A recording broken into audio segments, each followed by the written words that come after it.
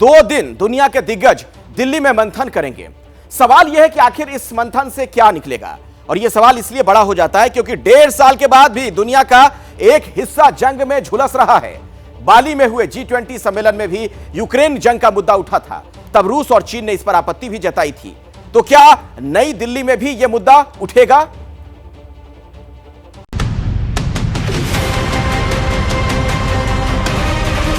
दुनिया का मंच सज गया है। वर्ल्ड लीडर्स आ चुके हैं। भारत का बढ़ता हुआ कद पूरी दुनिया देखेगी।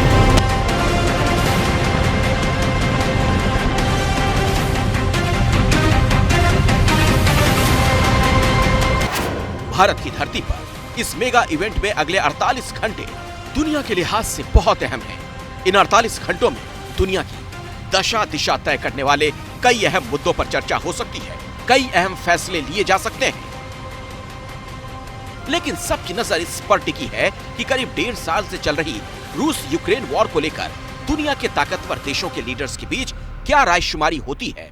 लेकिन पहले हम आपको ये बता देते हैं कि G20 के शिखर सम्मेलन में अगले 2 दिनों में क्या क्या होने जा रहा है। वो क्या बड़े मसले हैं जिन पर दुनिया भर के लीडर्स 48 घंटे तक दिल्ली में मंथन करने वाले हैं। लेकिन वो बताने से पहले ये जान लीजिए कि G20 के शिखर सम्मेलन की औपचारिक शुरुआत कैसे होगी। पहले दिन यानी 9 सितंबर को सुबह 9:30 बजे भारत मंडपम में मेहमानों का आगमन होगा।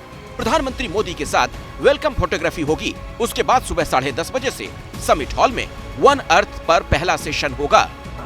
First one Earth starting tomorrow morning, one family tomorrow afternoon, and one future in the morning of the 10th. 2 दिनों में कुल 3 सेशन होंगे और आखिरी दिन यानी 10 सितंबर को नई दिल्ली घोषणा पत्र का ऐलान किया जाएगा। देखिए, समझिए जरा G20 का जो एजेंडा है, विकासशील देशों को आर्थिक मदद, विश्व बैंक और IMF में सुधार, क्रिप्टो करेंसी के लिए नए नियम, खाद्य और ऊर्जा सुरक्षा पर जोर, जलवायु परिवर्तन पर चर्चा, रूस यूक्रेन युद्ध के आर्थिक सामाजिक प्रभाव को लेकर भी बातचीत होगी। ये तमाम जो है ये महत्वपूर्ण एजेंडा है और यकीन मानिए पूरी दुनिया पर इसका असर पड़ने जा रहा है और इसी लिहाज से भारत में होने वाली इस बैठक पर सभी की निगाहें हैं। लेकिन इस मसले पर जिस पर पूरी दुनिया की नजरें टिकी हुई हैं, वो है रूस और यूक्रेन के बीच जारी जंग। वैसे भारत का पूरा जोर इस पर है कि शिखर सम्मेलन के मेन एजेंडे पर ही फोकस रहे, लेकिन अमेरिका समेत दूसरे पश्चिमी देश सप्लाई चेन सुरक्षा, ऊर्जा सुरक्षा, खाद्यान्न सप्लाई के मुद्दे को उठा सकते हैं, क्योंकि यूक्रेन जंग के कारण सप्लाई चेन की सुरक्षा और खाद्यान्न सप्लाई को लेकर संकट खड़ा हुआ है और ये मुद्दे पश्चिमी देशों के एजेंडे में टॉप पर हैं। Under the leadership of our Prime Minister, Shri Narendra Modi,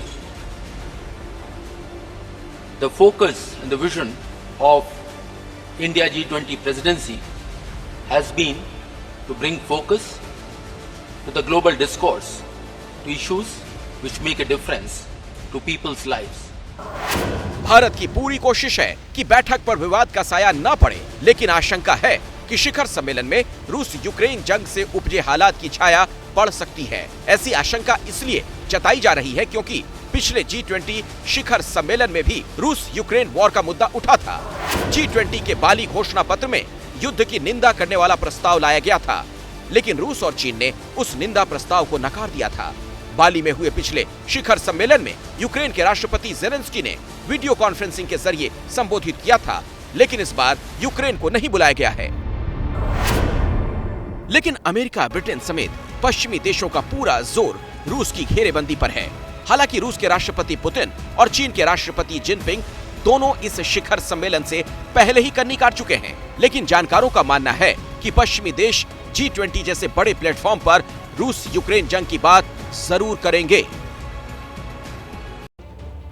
तो बाली घोषणा पत्र का साया क्या दिल्ली वाली बैठक पर भी देखने को मिल सकता है, पड़ सकता है? सीधे मैं आपको लिए चलता हूं, आलोक जी हमारे साथ लगातार जुड़े हुए, उन्हीं से इस पर हम बातचीत करेंगे। और आलोक जी, सवाल यह है, इसे आखिर यहां कैसे मैनेज किया जाएगा अगर यह विवाद होता है तो? और दूसरी बात, इसी सवाल का दूसरा पहलू, क्या विश्व शांति के लिए कोई रास्ता यहां से निकल सकता है G20 से? देखिए, मीडिया की रिपोर्ट्स के अनुसार शेरपाओं की जो बैठक हुई उसमें भी यही मुद्दा एक प्रमुख मुद्दा रहा है, क्योंकि पश्चिमी देशों की ओर से ये मांग उठ रही है कि यूक्रेन के राष्ट्रपति को निमंत्रण देना चाहिए कि वो यहाँ एड्रेस करें, जैसा कि बाली में किया गया था। दूसरी ओर रूस के विदेश मंत्री ने साफ तौर से कहा है कि अगर हमारी रवैये को, हमारी जो सोच है, हमारा जो नज़रिया है, उसको अगर स्टेटमेंट में नहीं इंक्लूड किया जाएगा तो हम इसका समर्थन नहीं करेंगे, हम इसका विरोध करेंगे। भारत की कोशिश है कि कोई एक मध्य मार्ग निकले और यही कोशिश चल रही है। भारत ने कुछ उसमें परिवर्तन किए थे जो ड्राफ्ट स्टेटमेंट थी, लेकिन पश्चिमी देशों ने मीडिया के अनुसार उसको नहीं एक्सेप्ट किया है।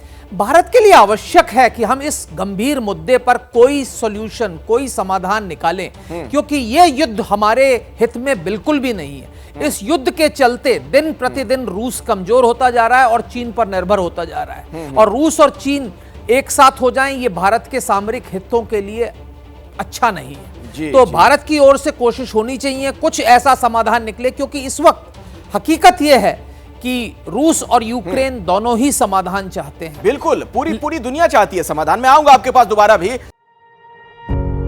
पत्रकारिता कोई इमोशन नहीं है, ना अपना कोई ज्ञान देना है और ना कोई विचार थोपना है। पत्रकारिता क्या है? पत्रकारिता का मतलब है सही जानकारी इकट्ठा करना और तथ्य बताना। पत्रकारिता आज जितने महत्वपूर्ण दौर में है, शायद पहले नहीं थी। इस दौर से निकलने के लिए सिर्फ सच दिखाने की जरूरत है, वो सच जो आपके हित को आगे रखे। इसलिए अब रात 9 बजे प्राइम टाइम नहीं होगा, ये आपका टाइम है। जगविंदर पटियाल के साथ देखिए पब्लिक इंटरेस्ट सोमवार से शुक्रवार रात 9 बजे सिर्फ एबीपी न्यूज पर। एबीपी न्यूज आपको रखे आगे।